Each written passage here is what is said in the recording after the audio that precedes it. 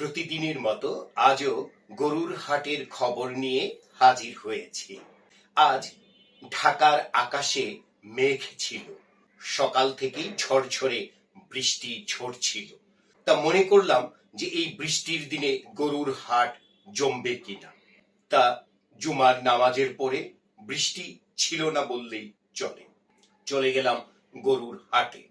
এবার আসুন দেখে নেই গরুর হাটের আজকের খবর।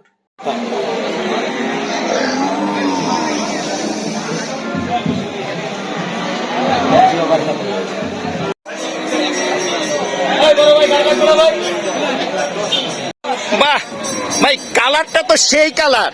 এই গরুটি 1,10,000 দিয়ে কিনলো। 100 এটা ইন্ডিয়ান গরু। এই গরুটা 100, এটা ইন্ডিয়ান গরু।